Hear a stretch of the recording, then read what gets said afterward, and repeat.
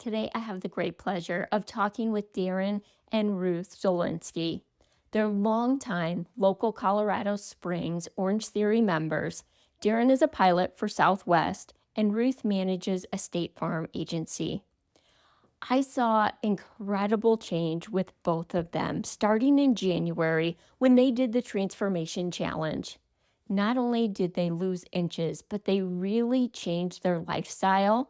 They went from diet mentality to really healthy lifestyle mentality. And today they're going to share their keys to success. I can't wait for you to hear more from them. One thing we didn't get to mention in the interview and they thought was key to their success was they started to get shipments from Green Chef. And I'm going to link to that in our show notes. Welcome to the podcast, Darren and Ruth. I've got a question for you. Who's the person you're being? Are you satisfied? It's okay. This is a judge-free zone, and it's exactly why I started the show. Welcome to Be the Person, a podcast for the brave and the curious who are ready to explore who they are fully created to be. I'm your host, Annie Randall, the adventurous one leading this investigative journey of transformation. By delving into topics and asking unexpected questions, we will discover the keys for unlocking our true potential and being our best selves today. You may be surprised by what you find when you let go of fear in order to discover the answers of becoming the person you were made to be. Welcome to Be the Person podcast. I am so excited that you joined us today. I have two of our favorite members from our Northgate Studio on, Darren and Ruth, and they have had such an inspiring story. I got to know them more on our trip to Italy and just love them both. So welcome, Darren and Ruth, to the podcast. Thank you. Thanks for having us. Yeah, I'm excited for you to share your story. But before we jump into that, tell me a little bit. I'll let Ruth, you go first. Tell me a little bit about you and what you do on a daily basis right now. On a daily basis. Well, I am a licensed insurance agent. I run a State Farm office here in Colorado Springs. The office manager, I have just a small staff, but it does involve a lot of sitting. And so it's a struggle. They say that sitting is the new smoking. So that's a struggle. Day to day, I play a lot of tennis and a lot of pickleball and just try to stay active as much as possible. So. Awesome. I love it. And Darren, how about you? I'm a pilot for Southwest Airlines. So again, a lot of sitting, but I only have to do that really 3 days a week. On my time off, I like to go hit a workout at Orangetheory. When I'm on the road, I try to also squeeze in a workout and get the blood flowing. And then on my days off, I guess I'm doing chores, yard work, things around here, cooking. He likes to cook. Yeah. He loves to cook. He's definitely the cook in our family. So that's good. You need one of those. Yes. And you've both been Orangetheory members for quite a long time. How long? And tell me a little bit about that journey. So I was trying earlier to think back to when I joined Stetson Hills originally. My friend Sandy and I joined after we saw the little orange bikes around town. So I think was that 2014 or 15? Yeah, probably 2014 if you saw the red or the orange bikes. Yeah. So I was a pretty active member there for a long time. I had some situations change in my life, so I had to stop my membership, but I missed it. I just never was able to quite find anything that fulfilled me as much as Orangetheory did. And then when Darren and I met, I know we'll get to that later. I saw a sign that they were opening up a studio at Northgate, which is really close to our house. And so I was like, we have to go do it. So I begged him to try. I was like, you have to give it just 3 workouts. Just promise me you'll try it for 3 times. And so he was reluctant. He went though. And now you can't keep him out of there. That's true. Was that when we very first opened about 5 years ago? Yep. Yes. Yep. Yeah. Yeah. And what I'm just curious from your side because Jeff was very much the same way. I had to drag him to Orange Theory for his first workout. What made you reluctant to go? I don't know. We've been, I guess, well, we were members at D1. I don't know if you're familiar with that, Yep. but I guess I thought I was getting into some of that. There are people in there that do a lot of looking in the mirror and flexing, and Yeah. it's, it feels like it's a competition against other people. That's what it kind of felt like. And after a while, we kind of let that go. But I thought it was going to be that kind of environment. And I was sad. I was very mistaken. So when I did show up, and just to give you some background, I like a structured workout. I was in the Air Force, went to the Air Force Academy, went through basic training. That's very structured. So to make stuff up on my own, I'm not very good. I'll tend to lollygag and be social and all that kind of stuff. So it's just not for me. So I was doing like P90X and insanity stuff on the road on my trips. And that's very structured, but sometimes you need certain equipment and whatnot. Anyway, to make a long story even longer, showing up at Orange Theory for the first workout, I was sold. It didn't take 3, it took 1, and I was bleeding orange. I just love the fact that there's no muscle memory. You're going to get on the rower, you're going to get on the treadmill, you're going to do some body weights or lift or others type of exercises.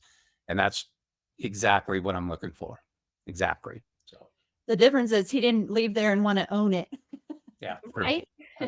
That's definitely Jeff. I drug him, and that was after a lot of convincing. And I honestly did walk out and want to be a member, and he walked out and said, "Let's own this." I honestly thought he Yeah. was crazy. Here you are. Yeah.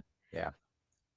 Let's go back a little bit. Tell me about the 2 of you and how'd you meet? How long have you been married? Well, we met on Facebook through a mutual friend. So on her Facebook. So yeah, so we were friends on Facebook before we even met in person. And that was in 2017, That was before that. 2016. I don't remember. But we got married in 2018. So we're going on 6 years. But we like to celebrate in dog years. So we're actually going on 42 years. There you go. I love it. Well, you had been okay, so you're living this healthy lifestyle because you're working out at Orange Theory, right? But tell me, because I feel like something really changed for both of you in January. So you had been doing Orange Theory, but tell me about the results and what you were seeing, what you were happy with, and what you were still struggling with. Well, this is our third go at the transformation challenge. The first one was we kind of went into it just as a competition. Hey, let's go in, try to win, do the best we can. Really no plan. And I had some success. Ruth did not. I lost 2 pounds. I was very disappointed. And I was the first loser. I lost 17, but it was just for that period of time. And then we went back to doing what we were doing normally. And then we tried it again during COVID, and that kind of got shut down because of COVID. And this third time, I think, I don't know, I'm reflecting on it. We met when we were much older. So time is of the essence now for us.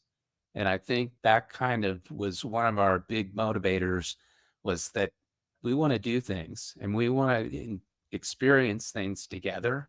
And I think that we had to change how we were eating. We were working out, but it was kind of a status quo. But I think that getting your mind locked in on changing how you eat, and because you can't outwork your diet. I'm 60 years old. There's no way. I could probably do that when I was 21, not today. And so I think that we kind of went into it and said, okay, let's do this and let's make it a lifestyle change. It's not a diet. It's not a workout. It's not just fitness, like the whole package. And the whole purpose was to buy us some time, buy more time. You don't know when your time is up, but you sure can get closer to it if you have an unhealthy lifestyle. If you're not eating right, you're not sleeping right, you're not taking care of your body and your mind. And so I think we went into it and said, okay, look, let's give it a go. Let's do, I wouldn't call it dramatic, but let's take the steps that we didn't take before. We went and physically purged our pantry, refrigerator. And I think we had plenty of reasons, but now we came up with a plan. Okay, we set goals. We said, okay, the goal is let's make this a lifestyle change. So then the plan became, let's start prepping food so we make better choices. We don't just go to the kids. We had a 22-year-old with us for a while. So we had pizza rolls. We had all kinds of stuff. So we didn't just go there for the easy fix. We actually kind of planned out what we were going to do for the week. We cooked some chicken breast, maybe some flank steak, put together some like tuna salad. So we have different options. You're just not locked into a salad. Big bags of kale. Yeah. Yeah. Yeah. So it was, I was a little reluctant going in because I'm a meat and potatoes guy. And so it was difficult, but again, we came up with a plan. And I think that's what we didn't have before. And also we were in it together, and a lot of the tips and stuff that the coaches and folks were putting out there were get an accountability partner, whether it's your spouse or significant other, probably not your mom because she's been accounting for you like for your whole life. But anyway, somebody that's going to keep you honest and stick with you and help you make the right choices. And I think that's where we really stepped up in doing that, the plan, the overall plan. I love that. Well, what did it feel like when you're throwing things in your pantry and in your refrigerator away? Was that hard to do, to be like, okay, this is really kind of a line in the sand of this is a new start? It was hard because there's part of it. He's like, well, you don't want to waste it. And it's like, well, let's just use it up and then not buy it again. But we're like, nope, it's got to go. Like, it's just got to go. It's serving us no purpose right now, or nor will it ever serve us any purpose. We did have some stuff, potato chips, that survived the purge. But the key is not to go grab the whole bag, Right. take a little bit, but we started substituting other things that were better. And so you really don't crave the stuff that was just maybe junk. Right. Like I said, I'm a meat potatoes person, man, and I could go for like a breakfast sandwich with some bacon on it. And we really tried to work around that. So went to yogurt and granola, and now chia, quinoa, all these things, kale, all these things where I would not go on my own. And it's worked out well. So now it's what I actually crave versus the other stuff. And kind of along that line, it's those kind of little foods that you really crave. It's like the in-laws or your parents coming to town. They can come visit, but they don't stay forever. So that's the way we kind of see it. After we were pretty solid for 8 weeks, and then after the 8 weeks, we kind of let some of the things back in, but in extreme moderation. So you're not just saying you can't have potato chips anymore. You can't have whatever is your guilty pleasure. You just got to do it in moderation. And so, like the 80-20 that they kind of threw out there as a rule of thumb, 80% you stay in your lane and you stick with the plan, and then 20% nonsense. So you're not really giving up on everything that, say, is your go-to comfort food, shall we say. So Yeah, that's good. So you're still having a life, but you're maintaining healthy most of the time. Tell me a little bit about, because I feel like this is one area a lot of people struggle with, is meal planning. So did you meal plan on Sunday? Did you meal prep for the week? Did you do it a couple days at a time? Like, tactically, how did that work? Well, yeah, our schedule is kind of wonky. A lot of times we're just kind of passing in the night because he's on a trip. And so, but he was really good at, like, on the days he was home, he would grill a big flank steak and some chicken breasts. And then it was kind of nice because then I had that to work on through the week. We do a lot of burrito bowls and like protein bowls a lot, but we mix it up so it never gets boring. We could do that almost every day and feel really good about it, and it satisfies you. I don't think we had a particular day. I think we usually prepped and planned for probably 3 or 4. Some of it was maybe the day before I had to go fly or when I got back from a trip. So yeah, it wasn't necessarily a week in advance or on a Sunday because sometimes my schedule, I have to fly on that certain day. But we usually looked 3 or 4 days ahead and grocery shopped, and then we had the stuff available. Right. And And then I would we'd get a couple bundles of kale. And I learned that from your seminar, how to kind of prepare that and have that on hand.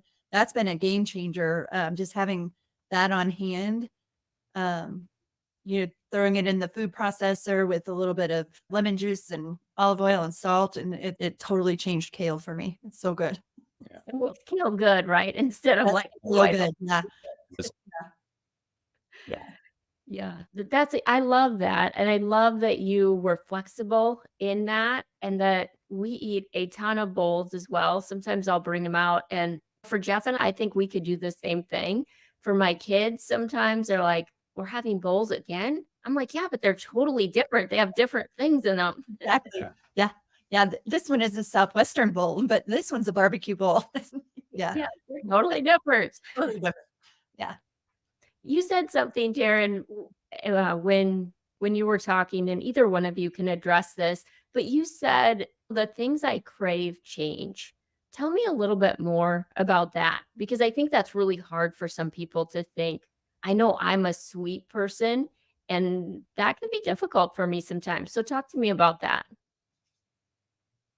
Well, like I said, for me, it's after I get done with the workout and say running some errands, I come home and throw together yogurt and granola and put some fruit on top of that. And that's a good form, I guess, of candy. I don't know. And it would, like I said, it wouldn't be my go-to thing, but now it's what I actually look forward to. So you can find something that may substitute for something that's not as healthy for you. Mhm. And I don't know. It's just a matter of, I guess, habit, forming a habit. That's now the routine. I don't know. It's kind of hard to explain. Yeah, substituting something out like potato chips for yogurt and granola doesn't quite add up, but it kind of does with me. I don't know. I guess everybody needs to find their go-to healthy substitute. And after a while, it just becomes routine. I don't know. Again, I doing some research online, some reading about all this. And they said if you can make how you eat and your fitness and wellness journey, if you can make it a habit, just like brushing your teeth, it doesn't take any effort at all. You do it. When you get up in the morning, say before you go to bed, you brush your teeth. You've been doing it since you were a little kid. And it's just a matter of retraining your mind to make these other things a habit and stick with it and try to do it at the same time. Try to brush your teeth at the same place. So, and when I travel, it's a little bit more difficult, but I do take food with me and I try to kind of stick with the routine and what I'm eating at home on the road too. I splurge and I go down and with the other pilot and hang out and maybe be smart about what I order off the menu. But for the most part, I think it's a matter of just putting your mind to it and saying, this is now the new normal. Yeah. I'm constantly bringing different things to work. So I work in an office and I'm always just bringing something new that I found to try. And they're always like, oh, what's Ruth doing? What's Ruth going to try to make us do now? My most recent one was sardines. And I'm trying to get everybody to try these sardines. They're delicious. They're just high in protein and they rate good on the little Yuka app. And it's that, yeah. just things like that. I would have never even considered bringing to work as a snack. Yes. Well, That's a big change. I love that, but I think you're right. Once you start making those changes, it really is what your body craves and what you want. And then, Darren, like you referenced, just being a habit and making it, it's just part of what you do. Like that's for me, a protein shake was a new habit. And this year, I knew I needed more protein. Protein shakes are not how I used to start my day, but they are now. And now, like my body, I love it and I look forward to it, but it took a little while, a couple weeks for that really to kick in. To piggyback on that too. So when we made this, the way we eat, we changed that, I struggled with my workouts for probably 2 weeks. I felt gassed. And I don't know whether it's my body was looking for the previous stuff that I was putting in it, and it was getting adjusted to the new stuff. I didn't feel like I was hungry, but I felt like my energy level was different. I wouldn't say it was low, but then again, I made it through the workouts, but I just thought there's kind of something missing. And after 2 weeks, it was full throttle. Now my body knew, okay, this is the new normal. This is the way things are going to be. This is where I go to find that energy. And it kind of kicked it into high gear. And that's where the weight started coming off pretty quick. It was, I think it was just an adjustment period. And I think everybody will probably go through that if they decide this is the path I want to take. But I would say don't give up. Just keep pushing through it because you will feel different. I would say better, but it was different Yeah. in terms of energy levels and kind of, okay, is this right? Is this the right decision? It was kind of hard to sort out because, like I said, I wasn't necessarily feeling really good about my workouts. So that was a bit of a struggle. I think it takes your body a little bit to adjust to the new normal. Yeah, Definitely. really. Were you guys, did you have like a macro goal as far as nutrients go? Like, were you shooting for so many grams of protein or so many calories? Or did you just clean up your eating and decide you were going to eat more whole foods when you were hungry? I would say a little bit of both. I really tried to shoot for like 150, like 130 to 150 grams of protein a day.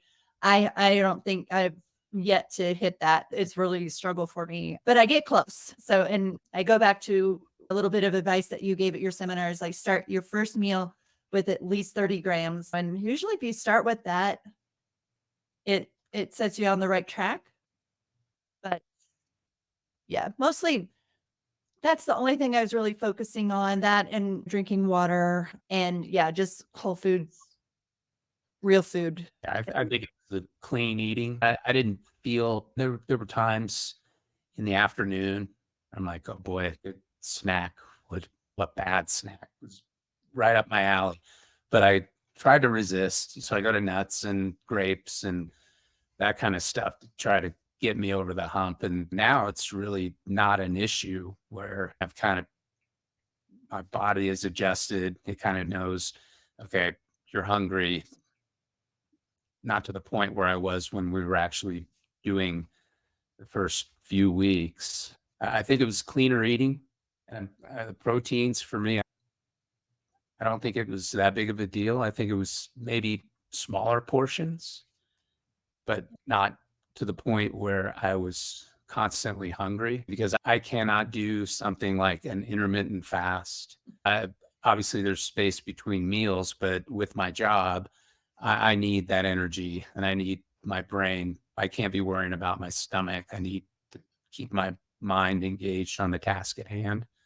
So I can't do something like that. So I kind of do three meals and just try to watch the portion size and eat cleaner. That really was what it was for me. And that's big. I get asked a lot about my favorite supplements. What do I take? What is the walking pad that I use? what am I personally reading? So I made a page on my website for all of my favorites and put links to them. Check it out on bethepersoncoforcolorado.com. Ruth, I want to go back to the protein because usually this again is what I tell people to focus on. Like you can get that macronutrients right. Usually the rest will fall into place. But did you find that was a big shift? Because I know for a lot of ladies, this is a big issue of like when we talk about protein, they might be eating like 40 or 50 grams. So when we go a lot higher, that can be a struggle. Was that a change for you in January?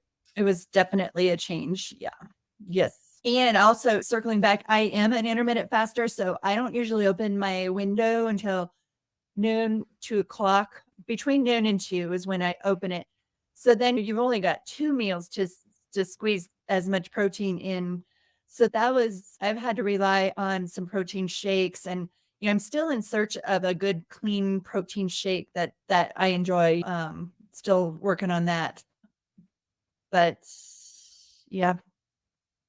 I'm going to put a link in the show notes for one. It is plant-based. I have a hard time with whey protein. Yeah, me too. I can't do that. Yeah. And it is actually one, again, that I crave. It comes from, she goes by Food Babe on Instagram. Okay. Well, you've seen her, but she created her own protein line that's super clean. And it has been one of my favorites. So that link, and I'll link to it in the notes. I will have to check that one out. Yeah, because finding the right one can be challenging. Yeah, one that doesn't like just tear your stomach up or full of sugar or something. So I like the Fairlife ones because they're convenient. But I know they're not the best choice. So yes. Yeah, they have some stuff in them, and for some reason, they have just enough dairy for me that it's no good, but my kids love them and drink them. And I think it's always that happy medium of just they're getting some protein. They're probably not the best, but doing that compromise with them too. And I'll go to that when I'm craving something sweet. Like that will kind of knock two things out. It'll knock out my sweet craving and add a little protein to my day. So Love it. I want to go back to one more thing that you guys said, and this was a little while ago, but I think it's a big change because a lot of people, they're working out for a better body or to lose weight, which is great. But you said you changed really because you wanted to be active and you wanted to live longer. Like you changed for longevity. And I think when we do that, it's such a big mindset change. Like if you're eating clean and you're working out, the aesthetic part comes. Like you guys lost the weight, you look phenomenal. But tell me a little bit more about that switch to what were some of the things maybe you wanted to do as you got older? And how do you envision that with your new lifestyle? Well, we certainly want to travel. And through some discussions on the van to the hotel, some of the crew members, that's why they have this job in the airline industry, so they can travel. And they said, don't wait until you're 65 and I have to retire. Try to do it now because you don't know what your health situation is going to be. And so, again, we want to travel and we want to go do things, and it takes a toll on your body. But if your body is ready, then I think you set yourself up for success. Mm-hmm. So we have a bucket list stuff that, going to maybe Chiang Mai, Thailand, because they have large elephant preserves and it's beautiful right at the base of the Himalayas. But that's a journey. That's a 28-hour trip just to get there. And we want to be able to go and enjoy it and not have to worry about being able to walk through the town and just enjoy it. And when we don't have any grandchildren yet, I hope that's in our future, but I want to be able to be a grandma that is active with my grandkids and take them on hikes and just, Yeah. Right. So and some of the reading, this is now my thing to kind of figure out how and why. But I came across an article that said your mind hasn't evolved much from the hunter-gatherer days where you're out there. basically the mind says conserve your energy because you're going to need it. You're going to need it to go find dinner, or you're going to need to get away from somebody that's going to make you dinner. So your mind will always go to a rest position. And so to overcome that is you have to be active in terms of how your mindset is, because it defaults to conserve energy. And nowadays, with escalators and all that stuff, you take the stairs. There's just little things that you can do to alter that mindset, because I'm convinced that's why a lot of people are losing the physical battle, is they just mentally default to easy, to conserve energy, to, to basically, I don't know, to be ready to go hunt for dinner or run for something's gonna you'll turn out to be dinner. So I find that fascinating because it's true. Everybody, you could always take the easy way out. You can take the escalator, you can take the elevator versus the stairs. It's the easy choice. You want the parking spot right up close to the store. You don't want to, most people don't want to walk. That's why you can't find one up there. So I just found that fascinating. So it's helpful to know that there's some gravity or inertia that you need to overcome if you want to try to be successful in doing those things physically. It is good to know just that your brain is wired to want that easy. And we see it every day. Like, we live in a country that's all about ease and convenience. So we're not moving, and then we're eating a lot of convenient food that isn't good for us. I know you both reference sitting a lot in your jobs, and I can relate because I can do that for a lot of hours in the day. How do you combat that? I know, Darren, maybe you referenced the stairs or the elevator versus the elevator, but other ways that you've found to really work on not sitting as much? Well, for me, I have my phone set for every hour for a little timer to go off, and I try. And I'm not the best. I'm getting better. I wouldn't say that I'm perfect at this, but I will get up and I will do something. I have all the things in my office. My boss calls it Ruth's gym. So I have a vibration plate, so I'll stand on the vibration plate for a few minutes. If the weather's good, I'll take a walk around the building. I will um, just do something, stretch for a few minutes. And then I encourage my girls at the office. I was like, okay, it's your turn. And we've got days, and then there's days where I'm just so swamped. I just look up and 3.5 hours have gone by and I haven't even moved. And so I try to combat it. I've got the vibration plate. I have a little like a elliptical thing under my desk. I have the desk that stands. You can raise it or lower it. I have a little kettlebell under there. Just little things that I try. A lot. I know it's not good for me. I know it. It's a lot like my office. I have a walking pad. I used to have a little small trampoline. I can't jump on that anymore right now, but or push-ups too. Push-ups are my thing. I'll get out and do a few push-ups, but Yeah. just trying to get that movement. And if any of my team knows that we're going to have a conference call, it's probably they're going to hear the wind outside. Like, they're going to hear me walking. Yeah. Yeah. How Yeah. about you, Karen? Anything when you travel that you really try and do different? You have your list of exercises. Oh, yeah. Man, my new thing is, like I said, I don't like to make things up. So I've done the dry try a couple of times, and I'm here to tell you that's one of the most challenging physical things that I've done in decades, but it's a lot of fun. It's not a lot of fun when you're right in the middle of it, but I went and looked up, I have like 3 years worth of the body weight exercises. So I don't need any equipment. So I could do it in my room. I prefer to do it in whatever the hotel gym is. And I kind of keep track of what has, like you need probably a bench to do the step ups, but I'll go through that and then throw a few other exercises depending on what kind of equipment they have. And then I'll go through it again. It's kind of interesting. And I was honestly quite flattered on the last trip that I did. I flew with a guy who was 26 years old. And we were both down there in the gym, and I was going through those, like Shelly says, who does burpees on their own without being told? Well, I'm that guy. I do them now because it's beneficial. And anyway, so Ben said, he goes, there are probably people my age that can't do the things that you were doing. That was probably one of the biggest compliments that I could have been paid was, wow, I'm doing it because it's what I do now. And like I said, it was a nice thing to hear. It really was. And yeah, it is good to hear that kind of stuff. Love it.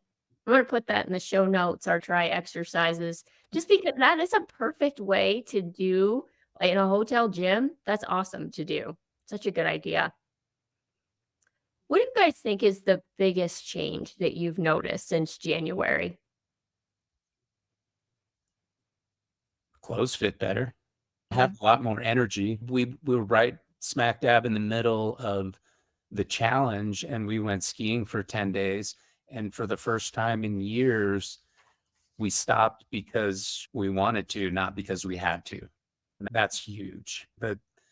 Because you're not gassed, your legs aren't on fire, and that felt really good. That's when we really started seeing some results.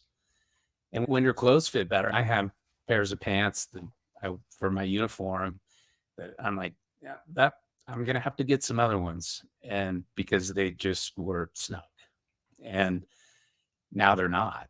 They're my go-to pants, and the other ones are too big. So I think that you get some satisfaction out of that.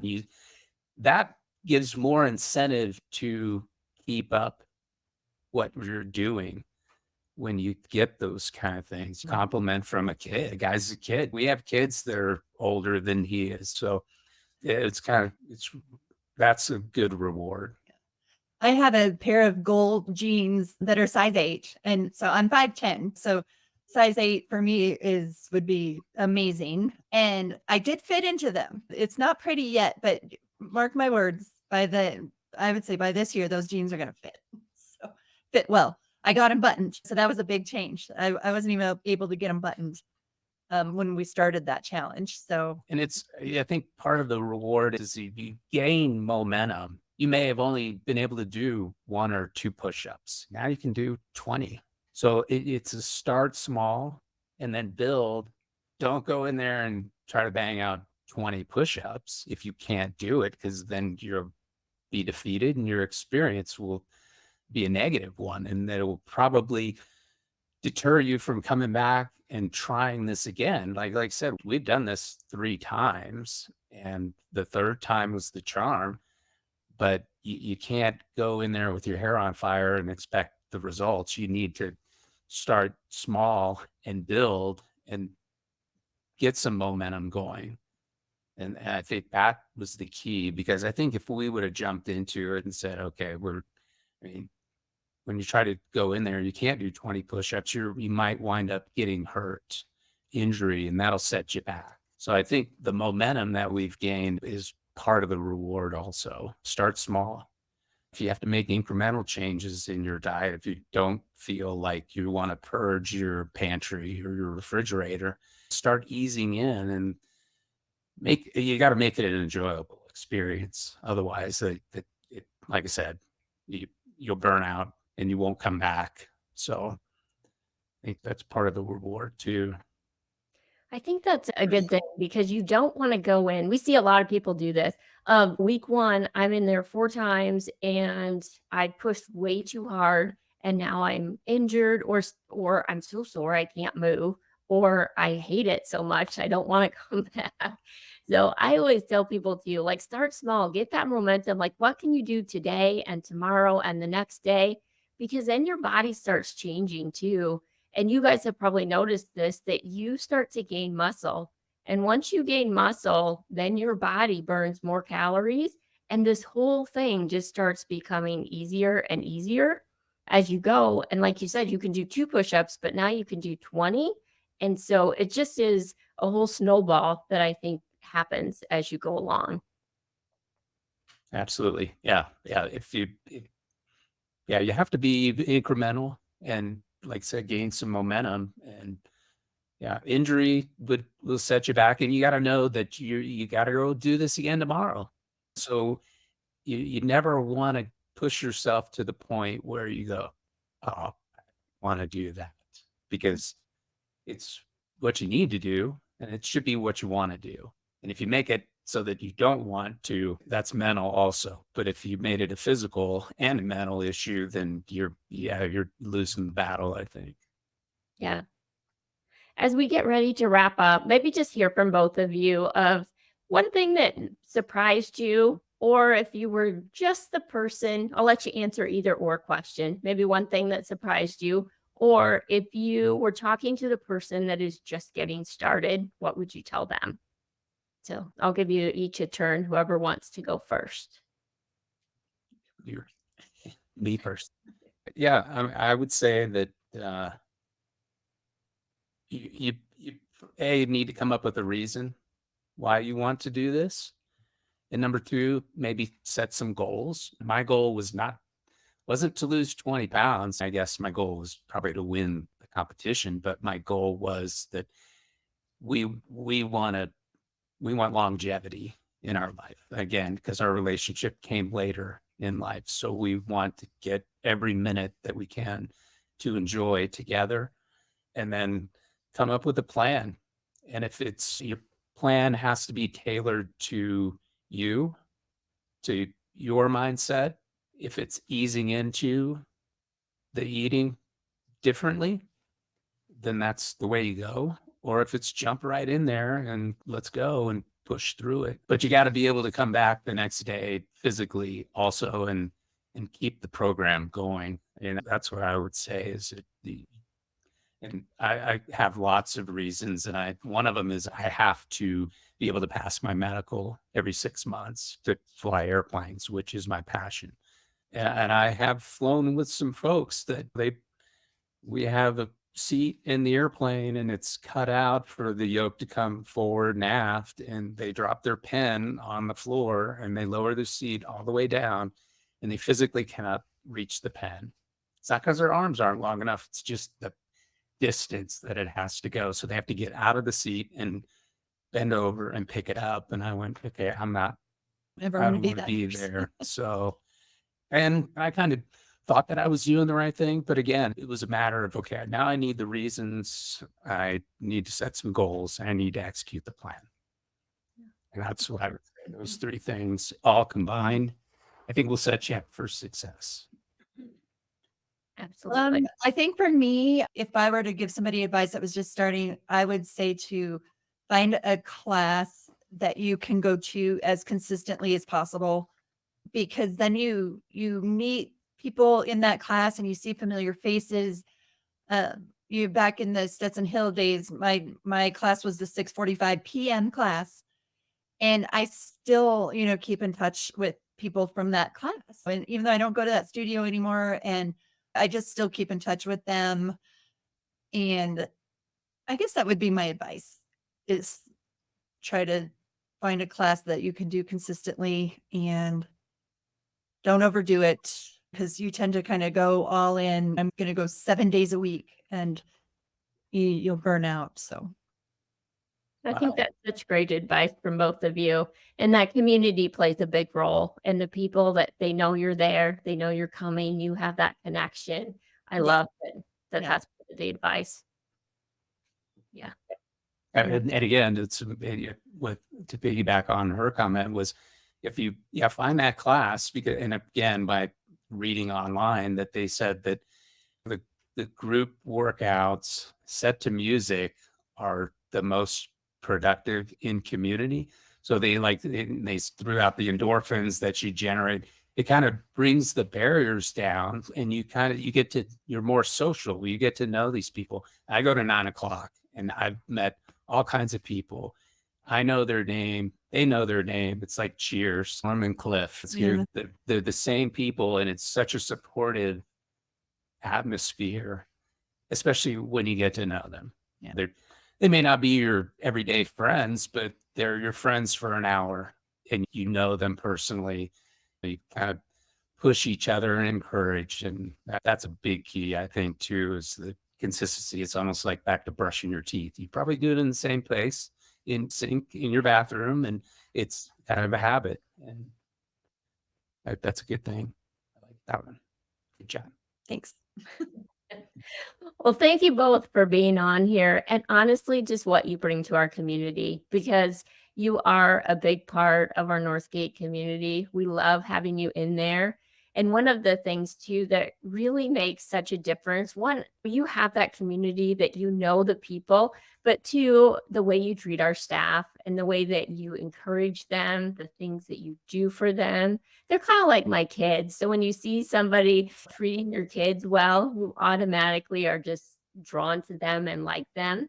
And I Yeah, feel that's gonna make me cry because that's honestly one of my favorite things about Orange Theory is just the people. You guys do a great job hiring just top-notch, amazing people. So Oh, and we also feel like they're our kids too. yeah. They are, we're old enough for them to be our Oh, of kids, course. Yeah. but the things that they do, the tips, the correct your form, to encourage, and that's the front desk, that's the coaches, that's you guys.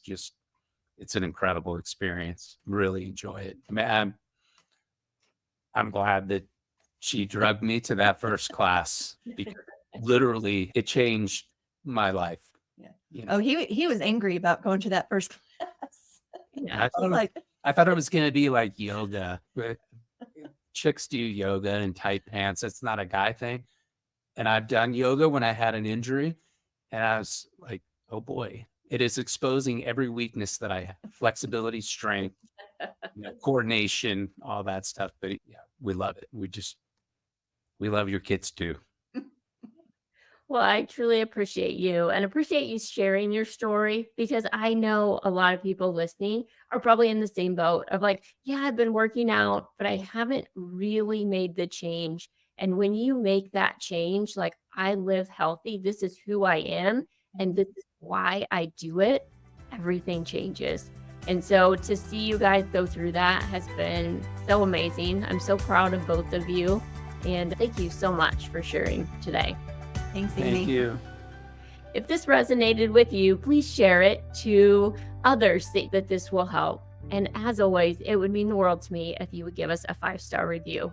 Thanks for joining Be the Person.